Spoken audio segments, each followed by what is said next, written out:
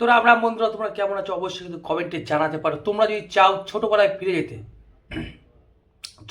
যেতে তো এখন কিন্তু কলকাতা কাঁপাচ্ছে সিনচ্যান ডাইনোসর ডায়েরি যে মুভিটা। এই নামেই মুভিটা এসছে, সিনচ্যানের একটা মুভি এসছে কিন্তু যেটা ইন্ডিয়াতে রিসেন্টলি লঞ্চ হয়েছে।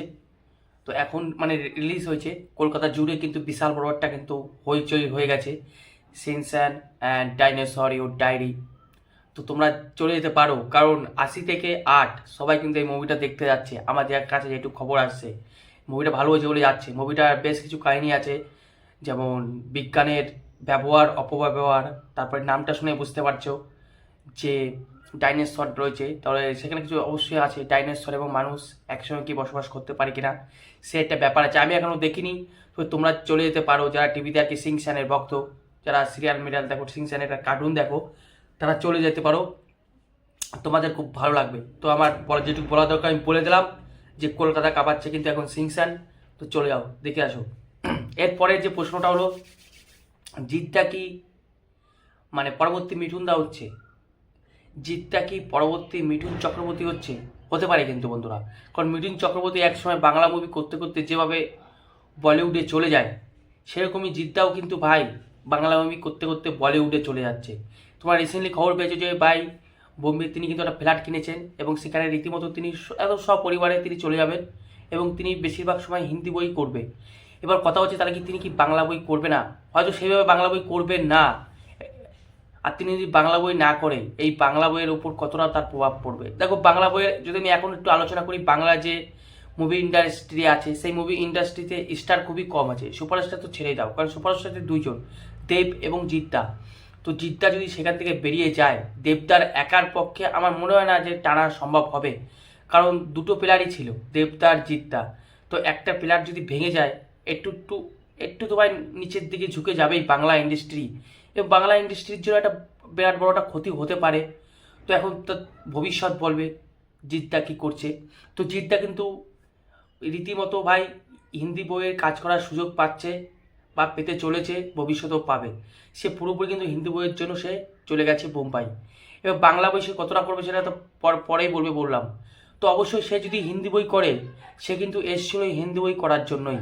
তোমরা সকলেই জানো, প্রথমে বোম্বে তার সফর হয়, তারপর সেখান থেকে তিনি চলে যান তেলেগু, তারপর আবার ফিরে আসেন বাংলায় এবং তিনি বাংলা বইয়ে সাথী দিয়ে চালু করেন। তার স্বপ্নই ছিল তিনি বলিউড কাঁপাবেন বা বোম্বাই কাঁপাবেন। তো সেই স্বপ্ন তিনি তার লক্ষ্য স্থির রেখে তিনি তিনি তিনি তার এগোচ্ছে, তিনি তার সঠিক তিনি তার জায়গায় সঠিক।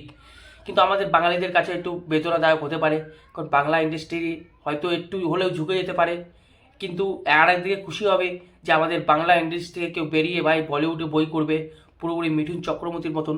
তো মিঠুন চক্রবর্তী মাঝে মাঝে এসে যেভাবে বাংলা মুভি ইন্ডাস্ট্রিকে বাঁচিয়ে রেখেছিল, তখনও কিন্তু সুপারস্টার ছিল, তখন ছিল বোম্বাদা, তখন বোম্বাদা একাই কিন্তু বাংলা মুভি ইন্ডাস্ট্রিকে বাঁচিয়ে রেখেছিল। তার সঙ্গে মিঠুন চক্রবর্তী মাঝে মাঝে এসে সুপারস্টারের যে ছিটেফোঁটা সেগুলো তিনি দিয়ে যেতেন।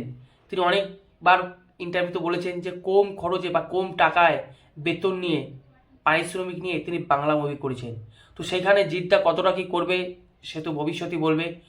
আমার মনে হয় জিদ্দাও সেই কাজটা করবে, তিনি যতই প্যান ইন্ডিয়া লেভেলে খেলুক বা হিন্দি লেভেলে খেলুক, তিনি মাঝে মাঝে বাংলা অবশ্যই মুভি করবেন। তো আমি তো সেটাই মনে করছি। এবং খাকিতা বেঙ্গল চ্যাপ্টারের পর তিনি বাঙালিদের মন তো জয় করেছেন, তেমনি প্যান ইন্ডিয়া লেভেলেও কিন্তু মন জয় করে ফেলেছেন। সেই হিসেবে তিনি কাজ পাচ্ছেন, আর তার স্বপ্নই ছিল তিনি বোম্বে একদিন কাঁপাবে বা বলিউডে তিনি মুভি করবেন বা প্যান ইন্ডিয়া লেভেলে তিনি মুভি করবেন। আর সেটা কোথাও না কোথাও করতে যাচ্ছে, যেটা আমাদের ভাই গর্ব করা উচিত। এবার সে যদি বাংলা বই করার টাইম না পায় বা বাংলা বই যদি করতে না পারে, সেটা তার কোনো দোষ নয় ভাই, আমি যেটুকু বুঝি। আর তোমার নিশ্চয়ই চিন্তা করেছো যে বুমেরাংয়ের পর তার কোনো নিউজ কিন্তু পাওয়া যায়নি, তারপরে আবার নিউজ পাওয়া গেল কেউ বলে বিপ্লবী কেউ বলে ডাকাত, সেই মুভিটা নিয়ে যে মুভিটা কিন্তু করতে চলেছেন। কিন্তু সেই মুভিটা কতটা এখনও শুটিং চালু হয়নি, কতটা হতে পারে সেটা নিয়ে একটা আমার মানে বক্তব্য আছে। যদি শুটিং চালু হয়ে যেত তাহলে আমি বলতাম। তো পুরোপুরি জিদ্দা কিন্তু একবারে মুম্বাই চলে গেছে এবং মুম্বাই তিনি বলিউড মুভির জন্য ভাই, তো তার এখন নেক্সট প্রজেক্ট তিনি কিন্তু তৈরি করছেন। এবার বাংলা মুভি ইন্ডাস্ট্রি তিনি কতটা করবেন বা বাংলা বই তিনি কতটা করবেন সেটা তার উপর নির্ভরশীল। অবশ্যই তোমরা কিন্তু কমেন্টে জানাতে পারো যে জিদ্দা কি নেক্সট মিঠুন চক্রবর্তী হতে যাচ্ছে। অবশ্যই কিন্তু হতে পারে। তোমাদের কি মনে হয়? তোমাদের মূল্যবান বক্তব্য আমার কমেন্ট বক্সে জানিয়ে দিও।